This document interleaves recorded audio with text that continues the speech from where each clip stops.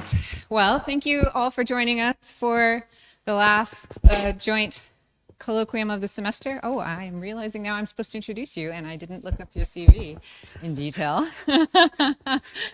I'm very happy to introduce our own Sarah Bosman, who's a group leader here at Heidelberg University. She was a postdoc before at MPIA, and before that you were a postdoc at University College London. At UCL, and your PhD Cambridge. Was at Cambridge. Okay. She's holding an Emmy Nudo Junior Research Group here at the university.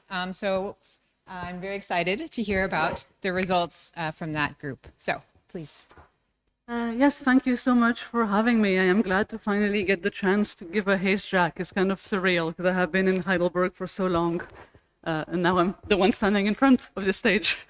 Right, so I want to tell you a bit about what our Emmy Nudo group has done in its first 3 years since I have joined the university, around the topic of distant quasars and using them to understand the structure of the universe.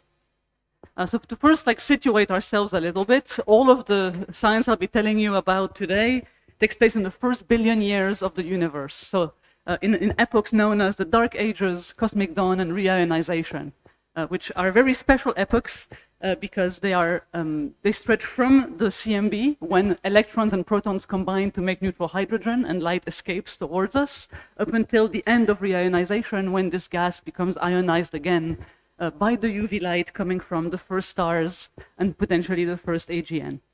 So a lot of mysteries lay in this epoch.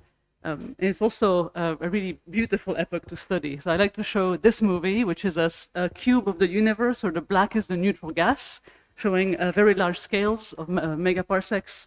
And inside of this cube are the first stars turning on, inside of the first galaxies, emitting UV photons that can dissociate this gas, photoionize it into the pink, which is hot gas, until eventually the universe becomes transparent to UV. So as far as we know, reionization is a kind of fractal process.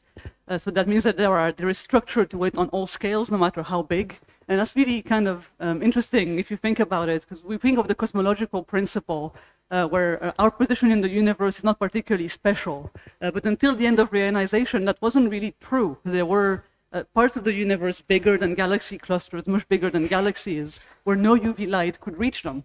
So they really would have seen different universes than other places. So we want to understand when this epoch happens, what caused it, and if we can tie it back to the first galaxies that are responsible for it.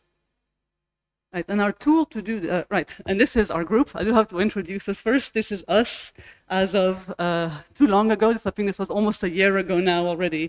So we have worked with many wonderful people, many of them in this room, and also wonderful master students from the university.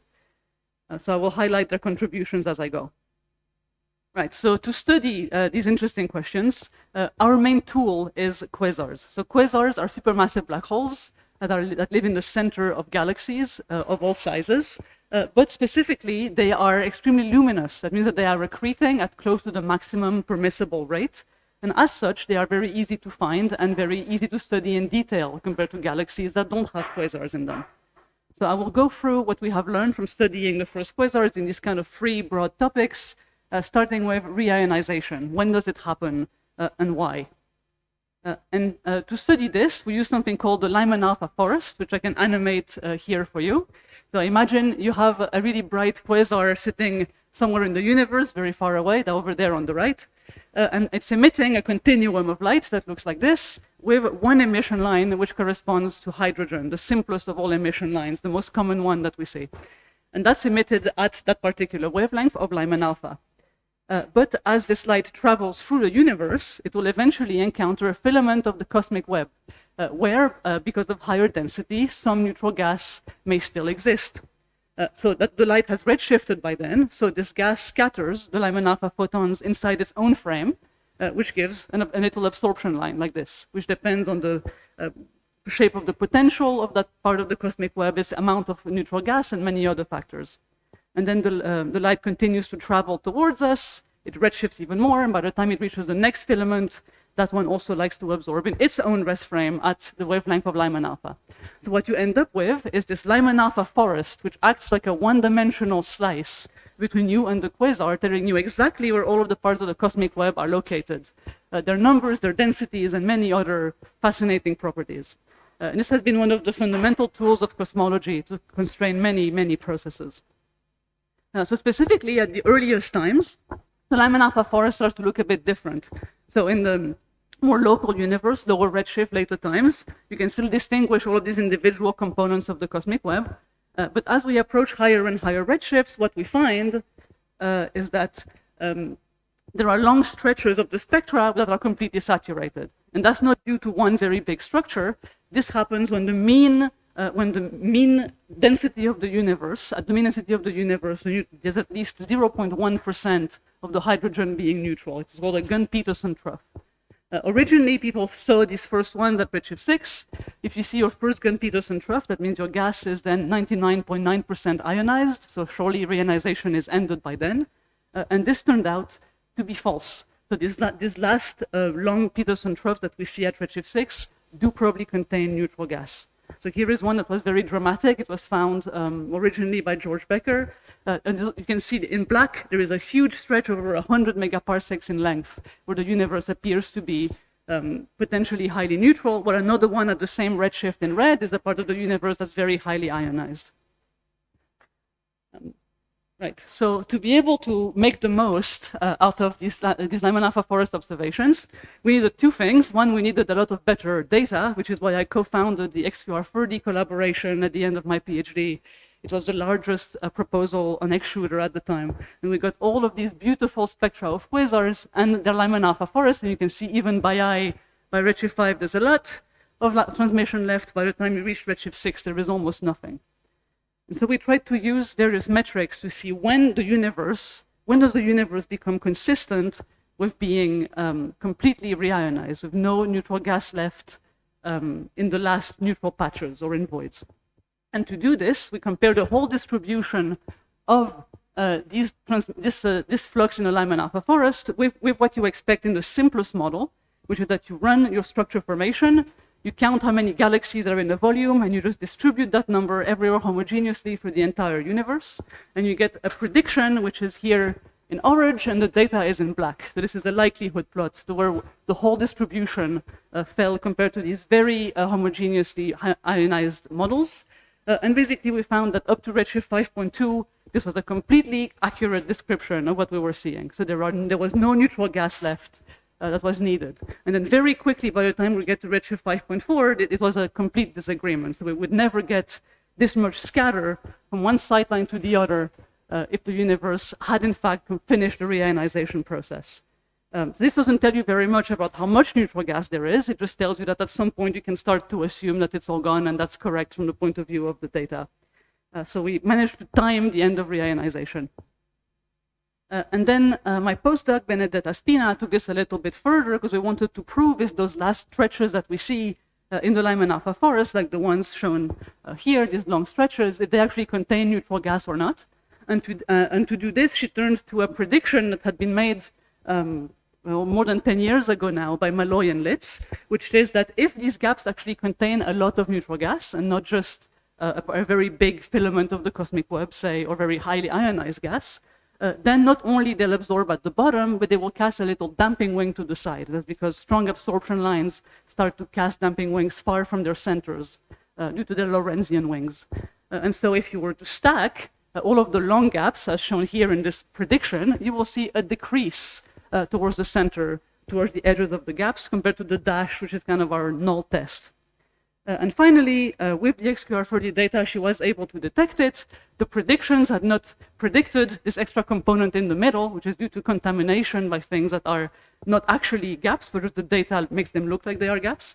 But the important thing is the difference here. So this between the null test in blue and the actual measurement in red. So just by the fact that this is detected at all, means that the universe has to be at least 5% neutral by volume at redshift 6. So some of these gaps do actually contain the last remnants of reionization, which remains our best timing of the process, or at least when it ends. All right, so what can we do more? So we would like to measure the center of reionization too, if we could. But unfortunately, we can't do that with the Lyman-alpha forest at higher and higher redshift because it's all saturated. There's Gunn-Peterson troughs on every sightline. So what we do instead is that we can turn to the temperature of the IGM. And to do this, we need high-resolution data at slightly later times. So I founded this new collaborations on the GHOST instrument at Gemini. We are observing 30 of the brightest quasars at slightly lower redshift right after reionization is known to end, to be able to fully sample the Lyman-alpha forest until there is no structure left. And we do this because the temperature of the IGM, sort of in this region here that we are probing, tells us how long ago most of the hydrogen was reionized. That is because once you photoionize hydrogen, you photoheat the gas, and from then the universe is just known to expand, so the cooling rate of the gas after reionization is relatively well known from theory. And so if you could see how much it has cooled since its peak, then you would have a pretty good measurement of when the bulk of reionization happened. So instead of looking at earlier times, we have to look at later times. Okay, so how do we actually measure this temperature? Like anything, gas that is hotter gives rise to broader absorption. So you can see here at the top two simulations of the same Lyman-alpha forest with the same density in a cold and a hot case, differing by a factor of 2 in temperature.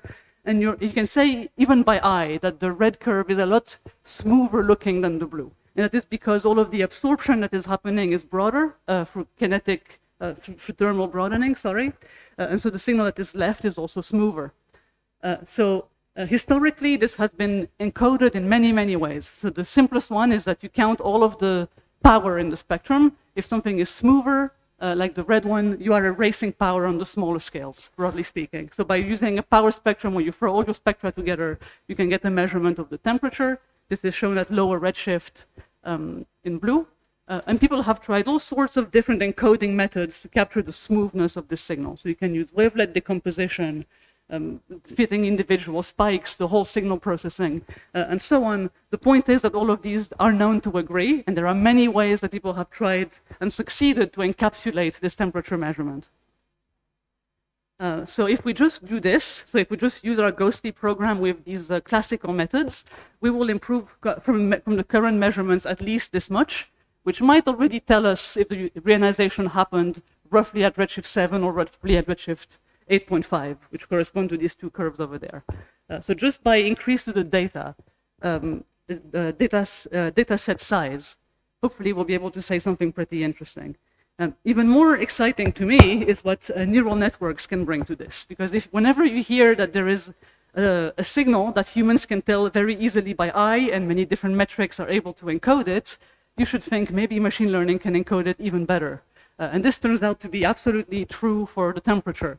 So some work by Fahad Nasir, who used to be at MPIA, as well as by some of my students, has developed this machine learning method where from a single sightline, so you can see here for 3 different fluxes, 3 different realizations of the Lyman-alpha forest, we can back out the temperature at each pixel.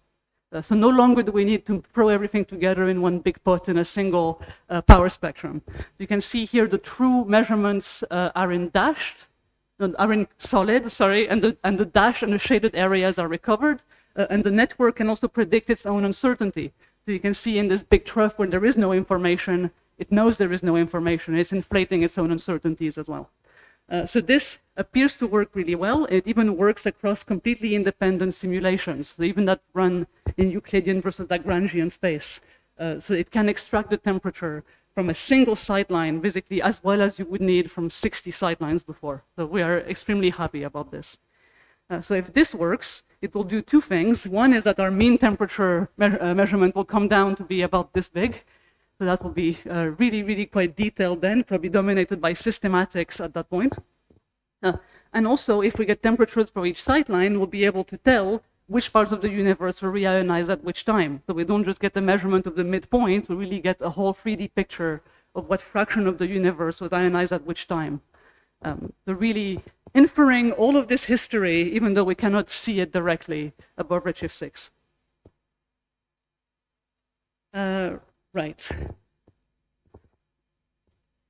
Right, so ultimately we would also like to learn about the galaxies that cause reionization. I will not say too much about this because it is only in the beginning stages. So, of course, by knowing when reionization happens, we know that by that point in time, enough UV photons must have been emitted by all galaxies collectively to overcome the budget of the neutral hydrogen that needs to be ionized. This turns out to be a huge problem because the galaxies found by James Webb emit way too many of those ionizing photons. It is off by factors 5 to 10, depending on how you want to count it. This is, for now, a completely unresolved territory. Maybe when we know a bit more about when reionization happens, we can revisit this. But also more directly, now with James Webb, we can find galaxies so easily that if we study these long Gunn-Peterson troughs that I was showing you compared to the ionized regions, we can check which regions have more galaxies. So then we can say in a more targeted sense which galaxies are responsible for which ionizing photons. This is showing a forecast, for example, from my student Gorak Shkolge, who was visiting us until March, showing that if you could measure the optical depth away and close from galaxies by just scaling some of the current James Webb programs by a factor of 2 or 3, then you would be really able to distinguish, see a difference between the more neutral universe away from galaxies and more ionized when it is closed. And if we do that, we'll be able to constrain a lot more properties of reionizations, such as how far these ionizing photons propagate from galaxies.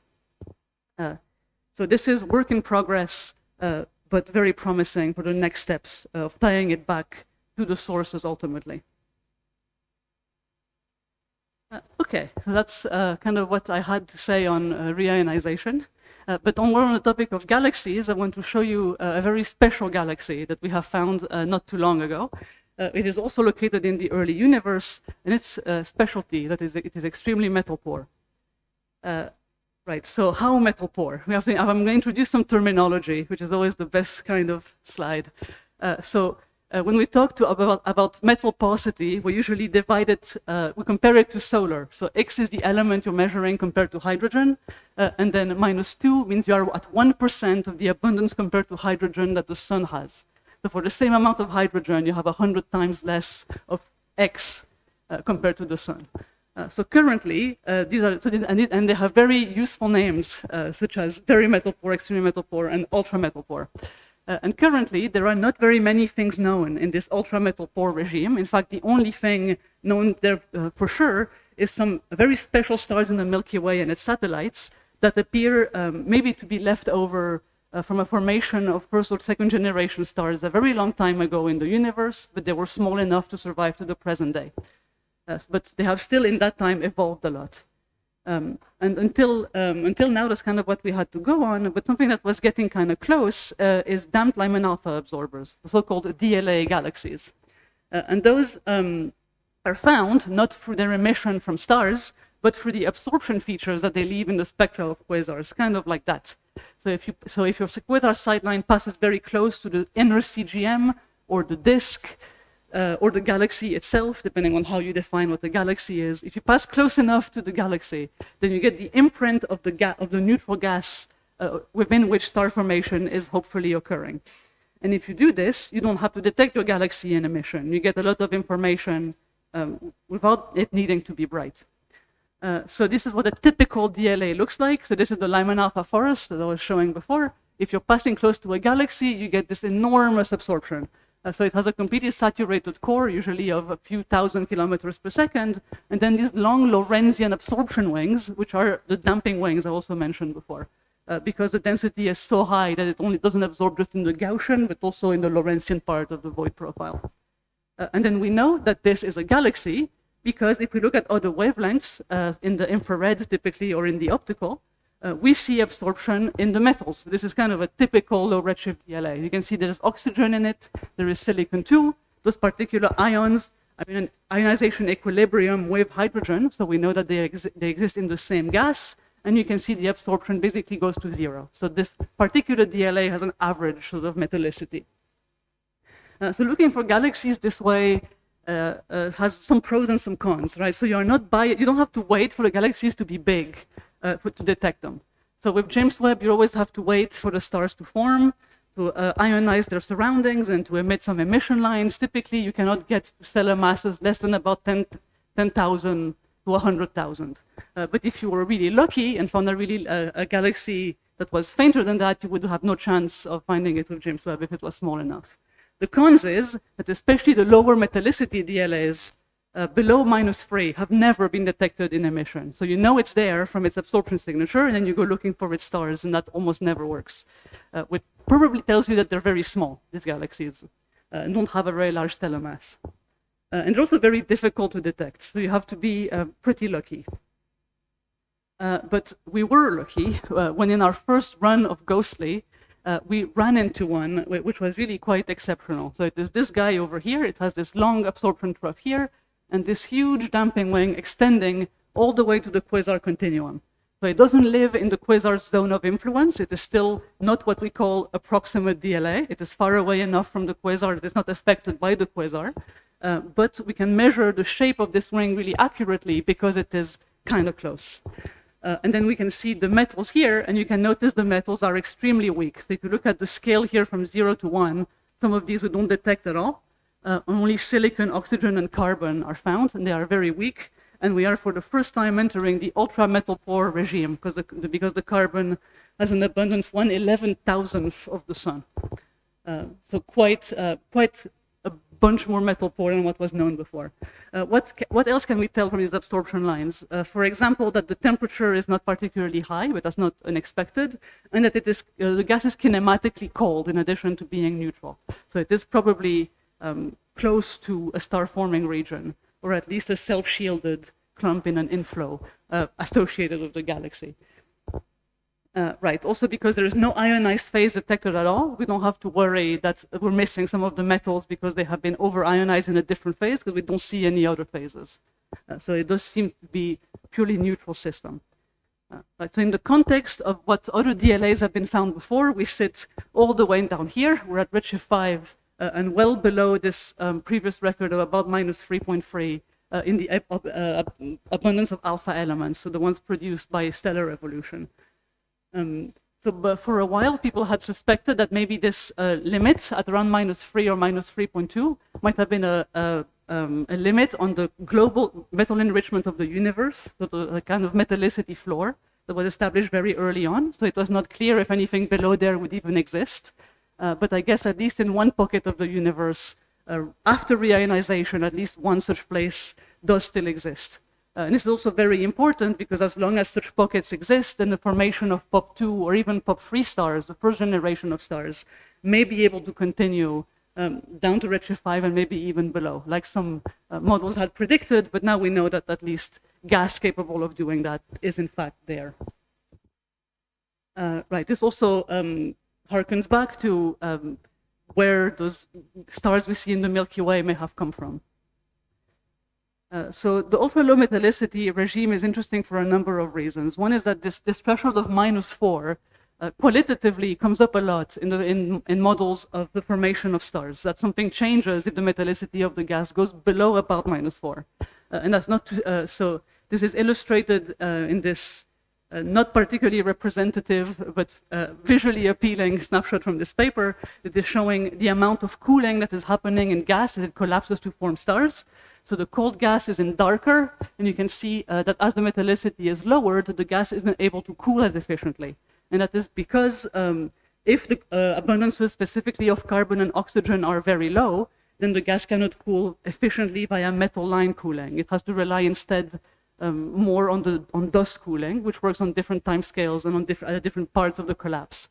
So broadly speaking, we expect that when we get down to around -4 or below, this might change qualitatively what kind of stars can be born from these clouds of gas. So specifically that the gas clouds the clouds can't collapse as efficiently, and so you suppress slightly the number of small mass stars that you form. So your IMF becomes a little bit more top-heavy. Or what I like to call it log flat, because top heavy doesn't mean there are no stars less than the mass of the sun. There are always a lot of stars less than the mass of the sun, but the distribution of them changes towards a more top heavy IMF. So this was encapsulated in a very simple analytical argument by Anna Frebel, which is shown here in this parameter D trans, that if the combined abundances of carbon and oxygen are below a D of -3.7, then this cooling will become, in some qualitative sense, inefficient. So we are the first system ever to be found, the first galactic system ever found to be below this threshold. So I like to show this in the CO and H space. So this is the D trans threshold of Anna Frebel. And we are here in this kind of gray, scary region where the IMF may probably and potentially be top heavy. And I have to be very careful how I say that, because I'm not trying to imply that there are no small stars in it. But compared to DLAs that have come before, they were not really reaching it yet. So it is a bit of a leap now in this transition. You can also see that in blue are the stars in the Milky Way. And some of them like to live all the way up there and even higher. And those are stars that are carbon enriched, even though they are ultra-metal poor in iron. So those do not fall below this, because with so much carbon, cooling would be efficient. Of course, the question is whether they started with that carbon or acquired it. And it becomes very difficult to infer the kind of gas clouds they were born from. But at least our DLA, and actually all other DLAs below a metallicity of -3 all show a deficit of carbon instead, and not an increase. So that is what you expect generally from core collapse. So I'm going to look in a bit more detail to these abundances. I can also point out the most metal-poor galaxy in emission found by James Webb lives over here. And that's interesting for a number of reasons. One is that they don't measure these abundances directly from the neutral gas. They have to rely on the O3 regions, sorry, the H2 regions, because they emit the O3 line. So it is you can only detect such galaxies and measure their oxygen if they already have substantial stellar masses. So that's probably why they don't get quite as close. Right. So what is the metallicity signature of this DLA? So we only have 3 elements for now, so there's not much I can tell you if I only have 3 elements. It is consistent with POP2 enrichment, POP3 enrichment, and really any model that you want, pretty much. So it lives down here. One thing that I find kind of interesting is that the shape of this enrichment is exactly the same within errors as the second most metal-poor DLA, which is that one, 0903. And in fact, if we look at all DLAs that have metallicities between -3 and -4, these error bars show the full scatter inside of all of them. So it's not a 1 sigma, this is all of them. And every single one of them shows the same pattern, which is a slight decrease in carbon compared to the other alpha elements and a very low iron. And this only stops being true once you go above about -0.3, where now there are some DLAs that even show the opposite signature. You get a lot more variety. But at least in the top 6 or 7 that are currently known, they are extremely similar to each other. And that is interesting to me, because it's kind of what you expect. Even in these ultra-metal-poor systems, the first supernovae to go off come from the most massive stars, and the IMF being heavy, you are really seeing the enrichment pattern of low metallicity, massive supernovae in the early universe. But we cannot tell yet what generation of stars they come from. But since they are so similar, I think it's also interesting to see right, and this is an example star that shares the same pattern. So we do find stars like this in the Milky Way satellites also. Right, but since our DLA shares the properties of these other low metallicity DLAs, I thought it would be interesting to see what you can do with them. They have been studied for a much longer time. In addition to carbon, oxygen, silicon, they have a whole bevy of elements known, like aluminum, magnesium, iron, and a few others. And so in this model, in this series of papers by Louise Welsh, what she did was model a full different shapes of the IMF of POP3 stars and see what kind of POP3 from the models of Ebert and Woosley, and to see what kind of progenitor mass would be most consistent with the abundances seen in these DLAs. And she found that usually she needed between 1 and 3 supernovae to best reproduce the yields. And all of them kind of prefer a very narrow range of progenitor masses. So if this is confirmed also with ours, and if it falls with more models, it would mean that in the initial mass functions of low metallicity stars, maybe the maximum mass is not much higher than this. And then those are the supernovae going off first and giving us shooting, how do you say? The shooting gun of POP3. You don't say, yes, thank you. Okay, and then I also want to show this really quickly. So we were awarded some time on X-Shooter to confirm some more elements for this system, and we have been able to find at least iron. It does have iron. It is also very weak. Look at this flux scale, it is an extremely, extremely weak ion line. And it does seem that it is, in fact, also below -4, so not just the carbon.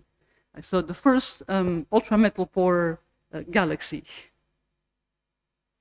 Right, so what does this imply more generally? How did we find it, and can we ever find more? Well, we have been, we had to find it into one needle in two haystacks, pretty much. So it had to be close enough to a quasar that we could use the quasar to characterize the shape of its wing, but not so close that the quasar starts to ionize it. And it also had to be high enough redshift to exist, because the plot of DLA distribution with redshift does seem to imply an evolution of this metallicity with redshift, but not so high redshift that the Lyman-alpha forest is completely saturated, and you can never find them anymore. My take is that we were extremely lucky to find this one. We were not searching for it specifically. And we do hope to find more now with Euclid and SphereX surveying the whole sky. Hopefully there will be more, but expected numbers are between 0 and 100. Also, what does this imply more generally? So if DLAs like this actually do exist at redshift 5, do we need to worry about it? I think the answer is that we have to worry a lot. And so we have to go back to reionization for a little bit. So I was telling you, this is the progress of reionization from a fully neutral universe to ionized. So the neutral fraction from 1 to 0. All the quasar constraints I was showing you live down here. And everything else in this plot, every single other constraint on reionization that has ever been made, comes from detections of the damping wing effect. This is an example of it. So this is a stack of many, many galaxies at increasing redshifts. And you can see that their continua are kind of similar, but here the Lyman-alpha line becomes strongly suppressed. The interpretation of this effect is that this gas in front of these galaxies becomes so neutral that on average its wing suppresses this emission line. Then at even higher redshift, the whole shape of the spectra becomes rounded. This is where all constraints on reionizations come from ultimately, from quasars, from galaxies, from neutral gaps. But this assumption, this relies on the assumption that this absorption is not coming from individual systems like DLAs, but really from the intergalactic medium. And I will show you one example of what happens if that assumption is not correct. So this was the best detection of a damping wing in the IGM ever. This is the quasar Pisco.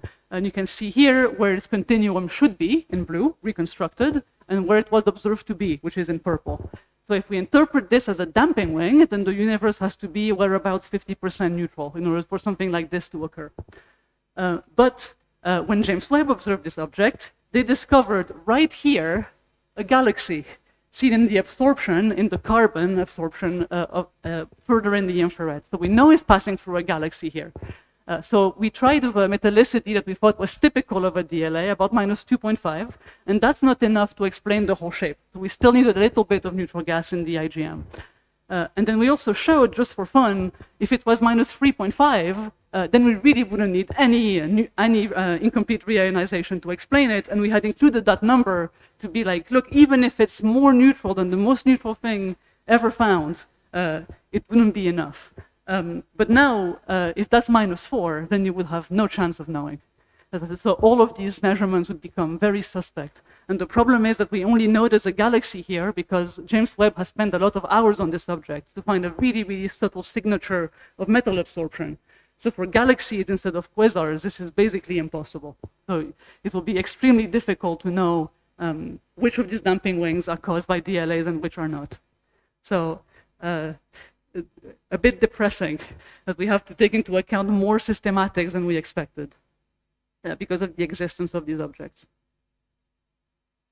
Okay, and I still have a little bit of time to tell you about the last part of what I'm doing, which is looking at the supermassive black holes themselves. So having looked at what a great tool they are for studying the universe in absorption between them and our telescopes, it is also really interesting that they're there at all, actually. So the first supermassive black holes kind of have their own mystery, which is how they got there. We measure their black hole masses from the width of their emission lines, assuming they are spinning around in pseudo-Keplerian orbits around the black hole. The broader the lines, the higher the black hole mass. And using the relations that we calibrate in the local universe, we get enormous masses, already more than 1 billion times the mass of the sun, at redshift here 7-ish, 7.5. And the problem is that the quasars have a maximum rate of growth, which is just caused by the balance of how much material can come in, flow into the accretion disk, become luminous, and then the light itself pushes on more inflowing matter and stops further accretion. This is called the Eddington limit of accretion. And if you trace back the growth of these black holes as fast as they could have grown, you can see that by the time that the first stars formed, even optimistically, they already needed to be 1,000 to 10,000 times the mass of the sun. And this is, there is no clear process by which this is known to happen. So you can see here some of the suggested processes, such as runaway collapse of clusters, or they may be primordial and left over from the Big Bang. But this is a massive mystery because they are not simply growing from the remnants of the first stars. They do need to get there via some other process, or they need to grow in a way that we are not familiar with. But actually, I didn't care about this at all originally. So I got into the business of studying quasars because they were a real nuisance for studying the IGM in front of them. So all I've been showing you requires us to measure the transmission on the Lyman-alpha forest very accurately. And unfortunately, previous methods to know where the continuum was, we could know how much was absorbed compared to the continuum, was just using power laws or similar very simplistic models. And this was giving rise to a lot of systematics. So before I set off using XQR30 data for precision measurements, I wanted to do better than this. But we did, and we did design our new method, which is still at this point the best. It was the first one to be able to reconstruct where the continuum should be with no bias. And to do this, we had to learn from the features we see in the unabsorbed side to predict the ones we see on the left, and with training samples at low Z, where both sides are visible. And so that is how I got very entrenched into doing quasar spectroscopy. So it was a really fun problem, actually. So this is a comparison of how some methods work. So the power law, the blue is our reconstructed true, and then here is a pink model. These are the residuals compared to one, from 4 example ways of doing this reconstruction. Only the top 2 had been used in Lyman-alpha forest studies before. And not only they have huge uncertainties, but they have these horrible wavelength-dependent wiggles. But we found that actually there are many different solutions to this problem. It is not just one. Basically, any method that is sufficiently nonlinear and has enough parameters can do this. So we did a blind comparison sample where I hid the real answer and then sent the red side to 10 participants so that their methods may try to reconstruct what it was. And in fact, there were multiple winners because as long as you don't have biases in this reconstructed region, then your uncertainties will average down. So it's not that bad. So machine learning worked, BCA worked, stacking of neighbors worked, many other things as well. But anyway, I had to solve this problem first. But actually, I asked myself when I was doing this, all of this is assuming that what we can learn from the low redshift quasars can be applied to the high redshift quasars in the first place. Because if they evolve intrinsically, like galaxies do, well, if quasars do the same, maybe there are no comparable quasars at low redshift that we can learn from. And so that is how I really wanted to check whether the first quasars are different from the late quasars at all. And the answer is mostly no. So this has been scrutinized now for many, many decades, and I will not go through a list of all the properties that have been checked. But in every observational aspect of the first quasars we have looked at, they are identical to quasars of the same mass and accretion rate at later times. So this was shown very dramatically in this master thesis by my University of Heidelberg student Bartos. So what he did is take a redshift 6 quasar, here in red, fit a spline to it, and just find the best neighbors in EBOS. And for each of them, every single high Z quasar had good neighbors in EBOS. There were no exceptions. They had as good of neighbors at low Z as low Z quasars have to themselves, basically. And it's really, really non-trivial to get a match as good as this, because every single emission line is matched. So the kinematic and outflows of each individual element is matched. The black hole masses have to be the same. The accretion rates have to be the same. The density slope of the accretion disk has to be the same. all metallicities have to be the same. So the amount of, say, carbon to nitrogen and oxygen, all of them are the same. And in fact, even if you compare samples of all of this, of these quasars, you find the same thing, that metallicities, really any properties we look at, do not evolve very much. The only exception is in outflows. So high-Z quasars are more frequently show more violent outflows, both in their emission lines that shift and in the amount of absorption lines that they show. And this was shown in this plot, where basically in high redshift quasars, 80% of them have outflow rates more than 10,000 kilometers per second, whereas in EBOS it's only about 40% that have them so intense. So this is true, that in a global sense they do seem to have more violent outflows. However, every single one of them does still have neighbors at low Z. So these outflows are not unique. And this was very reassuring for us, because as long as we include these similar quasars in our training, then we can reproduce all the properties that we need. This was very strange.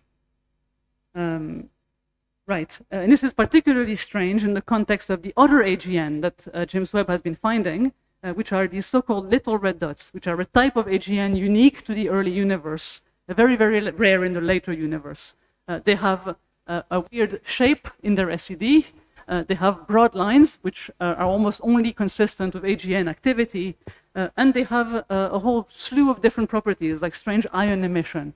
And if you believe these broad lines to come from the same kind of broad lines as for quasars, then they kind of sit exactly on this evolutionary track where the black hole masses would grow to become quasars. Whether these black hole masses can be inferred by the same relations for little red dots as for quasars is an open question. That's not really what I want to go into. The feature that interested me was this lack of a hot dusty torus. Because after all, if your quasars have to keep growing continuously at 100% of the allowed rate for almost 1 billion years, they are going to need lots of reservoirs of matter to do it from. And that reservoir of matter contains dust if it's far away enough from the black hole, and it becomes hot. But LRDs don't seem to have this in the early universe. That was very interesting to me, and I thought, I wonder if the first quasars have those too. Because until Miri, we had actually not been able to see if the first quasars possessed these reservoirs at early times as well as at late times. Maybe this lack of feeding was universal. Maybe that would mean that the black holes are primordial and not growing very slowly. And this is how, as part of the Miri GTO, I was in charge of basically analyzing this first spectra that show the transition between the accretion disk and the torus, which is in red over here. So the accretion disk of the quasar is a power law, a sum of many, many black bodies that follows this green trend. And then showing up here is a huge pileup of dust. So the first quasar we looked at did have a huge reservoir of hot dust around it. It was very, very similar to what we see at late times again. Now, I also wanted to do a bit better, a little bit better on the modeling of this dust, because usually it was modeled as only a single temperature black body, which corresponds to the whole dust reservoir. But better models had been developed, mostly for fainter AGN. And so I applied one of those models called Skirter, where you measure the slope of the accretion disk, which we get from NIRSpec in the spectra. You plug it into the middle of a radiative transfer box that models the dust distribution via a number of parameters, such as the opening angle at the top, the level of clumpiness, the radial distribution of the dust, and so on. And then I wanted to see if it was possible to use these models to compare the high Z quasars to the low Z ones, or to find anything weird about these tori. But basically, they could be modeled by the Skirter model with some very, very normal parameters. Again, so the best fit opening angle had to be somewhere around 45 to 60 degrees, which is exactly what people assume is the opening angle of quasars. They had to be face-on, which we know because they're bright, and they contain a huge amount of dust piled up in these reservoirs, roughly of the order of 10 to the 6 solar masses, which sounds huge, but it's actually only about 1% or less of the mass of the black hole itself. So that's kind of what you expect. And it's about enough dust to keep the black hole accreting at its current rate for about 1 million years, which is also the flickering time measured for these quasars. So everything was consistent. There was nothing interesting in the dust again. So we are no closer to solving the mystery of how these quasars got there, but I can tell you that not only the black holes are there and the accretion disk and the broad lines, but even the whole torus and the structure are there too. So we don't know what to observe next. If you have ideas of how to solve the mystery of where black holes come from, it's a good time. I think everyone is looking for this. Right, and then finally, the last slide I want to show is what my student Arpita Ganguly has been working on. So because of this detailed modeling we did to know if the emission from the toruses made sense in the early universe, we are now in a situation where we know a bit more about the structure in the early universe than later, because these models had not really been applied for things comparably bright in the later universe, usually only to fainter AGN. And we are in a golden age of data to study the torus because of the SphereX satellite, which is a tremendously good space mission. It is giving us basically infrared spectroscopy over this range, over the entire sky. This is in the rest frame of these two quasars, just to see the kind of details that you see. It's not extremely high resolution, but for every source brighter than about 19 for 20th magnitude, you have a spectrum in the infrared. So here are two examples of quasars at low Z of comparable kind of volumetric luminosities to the high Z ones. Here's their H-alpha line. This one has a normal torus, and this one doesn't have one at all. There is variety in the levels of feeding going into the accretion disk of black holes. It is not currently understood, but it is really a really exciting time to be fitting all of these new spectra with our models and see if maybe something more subtle is changing, maybe not one of the bulk properties, but something that might finally give us a hint of how these black holes grow. All right, and I think I'm at the end of my time, so thank you for listening to me. Quasars tell us about a lot of things in the universe.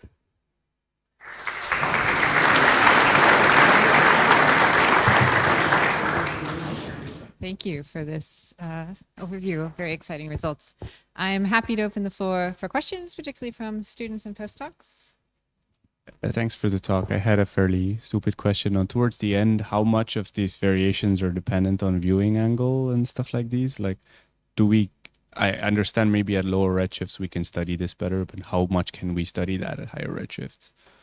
To some extent you can. So the effect of opening angle or inclination are actually distinguishable.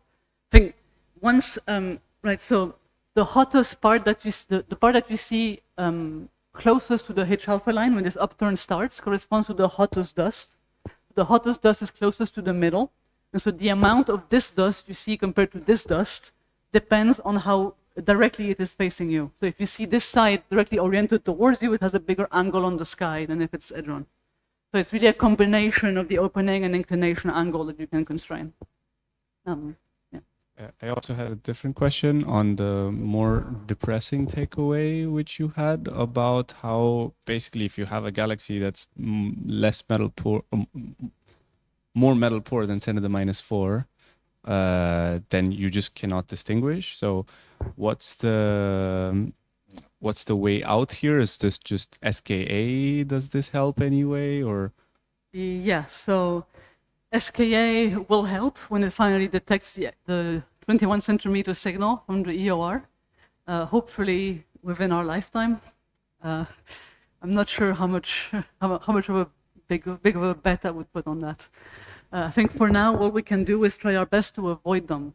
So for example, if you see a lot of galaxies in the same part of the sky, like if you study only one field of high-Z galaxies, and two of them appear to have an extremely strong signal of damping wing, maybe the most parsimonious explanation is not that the gas is neutral there, but that they have neutral gas in a galaxy in their environment. It's from the observations themselves, you probably cannot tell the difference. More questions?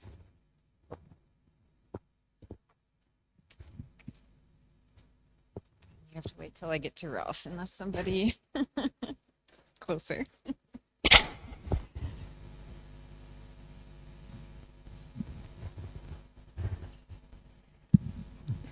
Thanks for this very nice overview. I was contemplating whether I should complain about the gas cooling aspect, because I think that has been settled quite a while ago in the sense that Anna's model is just not right. because there's dust, as you have pointed out, and dust has a cooling power that reaches down to metallicity with respect to solar 10 to the minus 5. So if you look at the detailed microphysics of the collapse, it is always dust that kicks in first.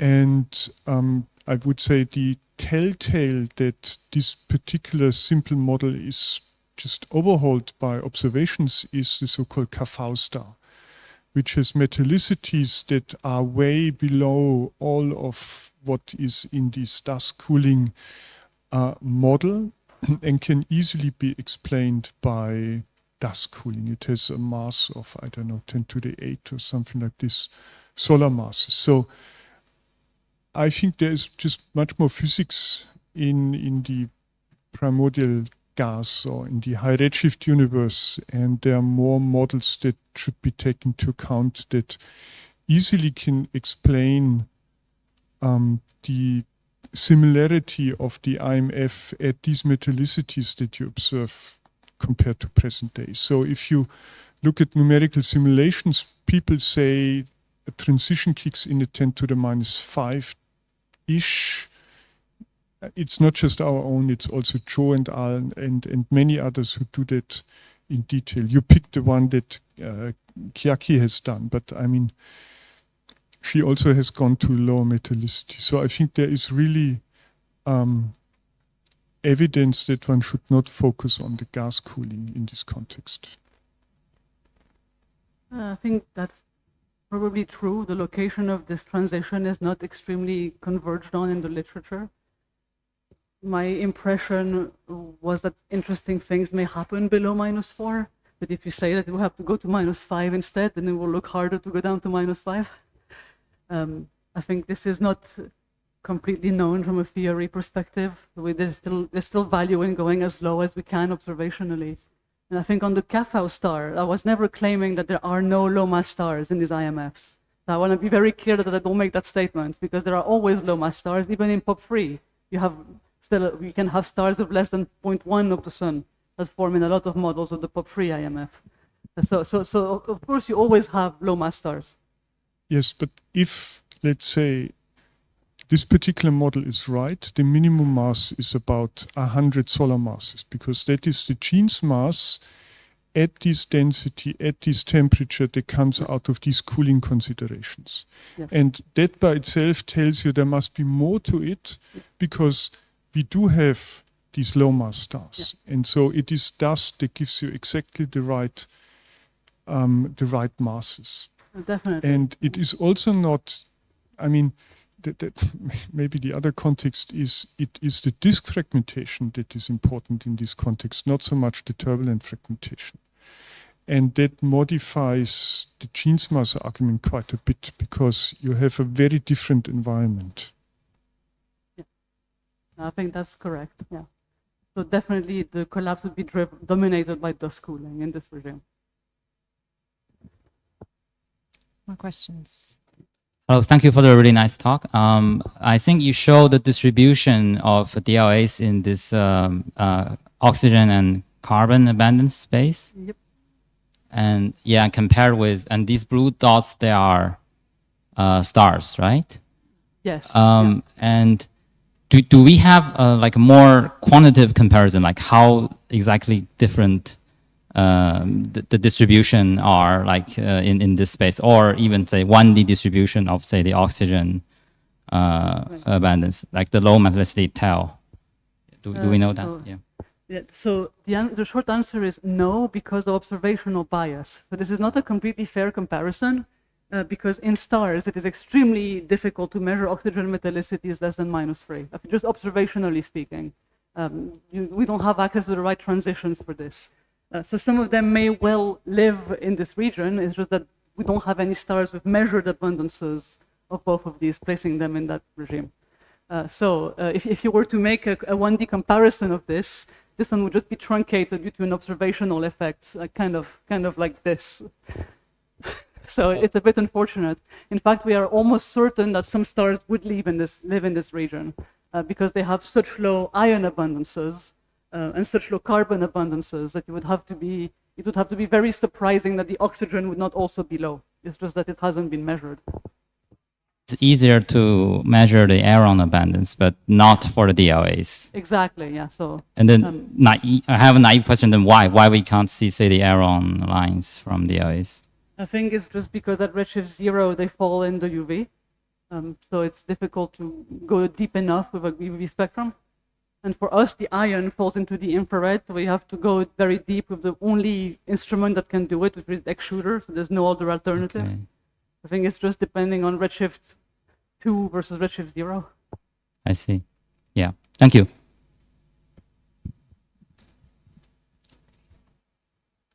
I don't see any more questions. I will ask one final question then.